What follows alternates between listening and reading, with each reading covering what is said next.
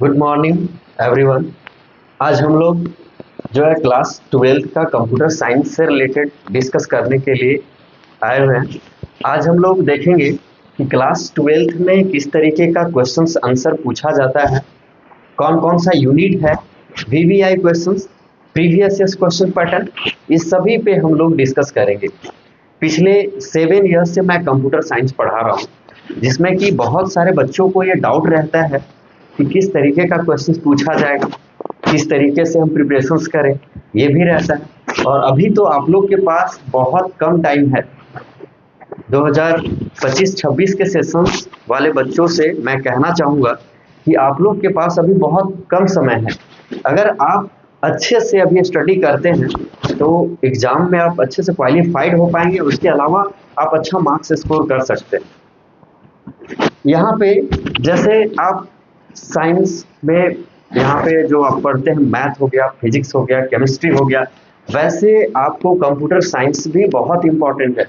अगर आप अच्छे से पढ़ेंगे तो पूरा मार्क्स ला सकते हैं, 70 का 70 मार्क्स आप ला सकते हैं। और ये बहुत डिफिकल्ट नहीं है, बहुत ईजी है। बस आपको थोड़ा सा एफर्ट्स लगाना है ताकि आपको कोई दिक्कत ना हो। थोड़ा सा एफर्ट्स लगाइए, आप पूरा मार्क्स ला सकते हैं। तो हम लोग इसके बेसिक यूनिट्स को देखेंगे कि कौन कौन सा चैप्टर आने वाला है और कितना मार्क्स का आएगा, है ना। स्टार्टिंग से लेके एंड तक इसमें हम लोग को देखना है कि कहाँ से कौन कौन सा क्वेश्चन पूछा जाएगा और प्रीवियस ईयर क्वेश्चन पैटर्न क्या है। हम लोग एडवांस लेवल तक भी देखेंगे, ठीक है। तो पहला यूनिट हम लोग देखते हैं, जैसे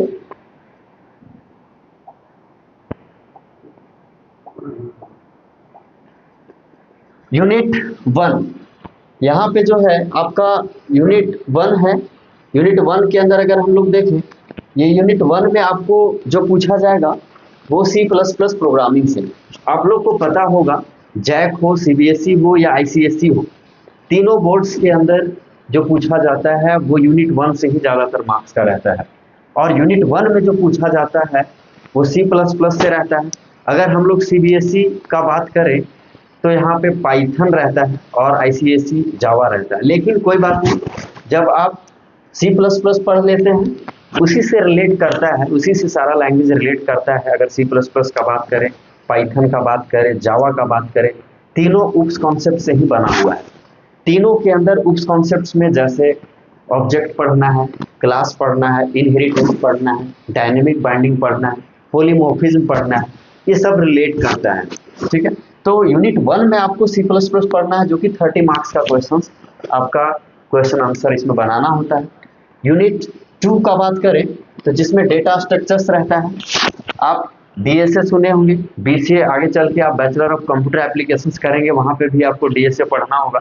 लेकिन यहाँ पे डीएसए में केवल बेसिक से आपको एडवांस नहीं जाना है, क्योंकि जनरली मैं बीसीए के बच्चों को क्लास लेता हूँ तो डीएसए वहाँ पे पूरा पढ़ना है, डेटा स्ट्रक्चर्स एंड एल्गोरिदम। लेकिन यहाँ पे आपको बेसिक्स ही पढ़ना है, ठीक है। उसके अलावा database and SQL, SQL structure query language, structure query language से भी आपको बेसिक्स क्वेश्चंस रहेगा। एसक्यूएल कहीं ना कहीं स्ट्रक्चर क्वेरी लैंग्वेज भी एक बहुत बड़ा चीज़ है, लेकिन अगर आप 12th का बात करें तो इसमें बेसिक्स पूछा है। चौथा यूनिट है आपको बुलियन अलजेब्रा। बुलियन अलजेब्रा से भी 8 मार्क्स का पूछता है, एसक्यूएल से भी 8 मार्क्स का पूछेगा। और पांचवा अगर हम लोग आते हैं तो पांचवा में आपका पूछता है डेटा कम्युनिकेशंस एंड नेटवर्किंग, जो कि 8 मार्क्स का रहता है। बहुत इजी है, बस आपको कंटिन्यूअस देखना है। और अभी